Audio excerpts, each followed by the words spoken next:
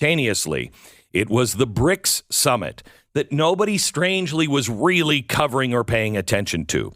BRICS is composed of BRIC, Brazil, Russia, India, China, and South Africa. It's just 5 countries, but the potential is massive. Each country has participation in their own individual trade blocs. For instance, Brazil is part of the South American Free Trade Area, which has 11 members.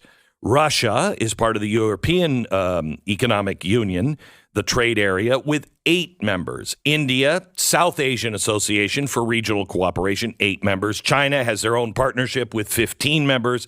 South Africa has a trade agreement with 34 member states. Now, I point this out because this axis is a juggernaut. It could become a juggernaut and hostile to the U.S. dollar really fast. So at the beginning of the BRICS summit, President Xi was there. And he declared that the West was, quote, weaponizing the world's economy. We were. Everything we do, if you don't agree with what the West is saying, particularly America, we'll cut you off. Well, that's not really a stable system. So they got together in the BRICS, at the BRICS summit, they laid out 75 points.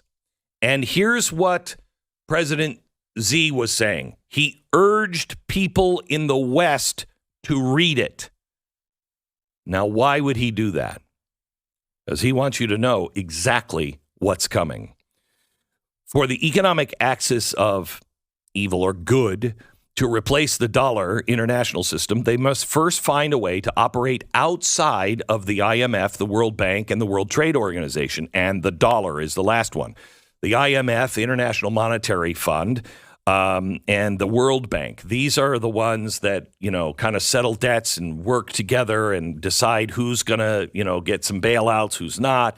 The WTO is the Western Trade Agreement, and then the dollar is the one that everybody uses. Points 37 and 38 are about, quote, enhancing cooperation on supply chains between BRICS countries and their partners. And it goes into specifics, but it's clear what this is about. They're going to replace the World Trade Organization. Point 39 talks about a, quote, new development bank that has just been opened in Shanghai. That's their solution to both the World Bank and the IMF. Point 49 talks about the new intra-BRICS trade system that can make transactions within their group. What does that mean? Do you remember when we kicked the world off of SWIFT? We'll get them now. They won't be able to make transactions because we're the only one with a system that can make those interbank and intercountry transactions. We're going to kick them off of SWIFT. There's a new intra-BRICS trade system that will do what SWIFT used to do. The last thing is to ditch the dollar, and they can completely circumvent Western sanctions. But it also will mean that half the world will dump their dollars. You think there's inflation now? Wait until half of the countries of the world no longer need to use the dollar, no longer believe it's worth its weight in gold, and just dump them. Putin said directly, right out in the open during the BRICS summit, they are telling us what they're going to do. They are urging us to pay attention. And we are so arrogant that we are not taking it seriously.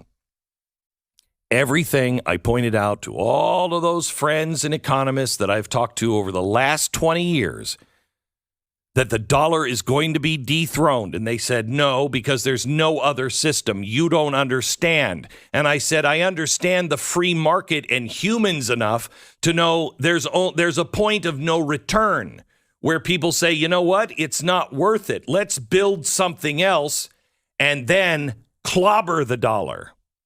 That will never happen. Well, I've lived in a point of history where I've seen too many things that cannot happen.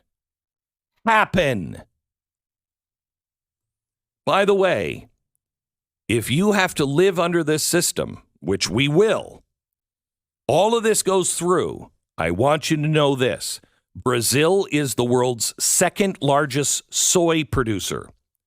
Russia is the largest wheat producer. South Africa is top 10 in corn. China has a quarter of the world's grain. India is number 2 in rice. You add Saudi Arabia and we're done.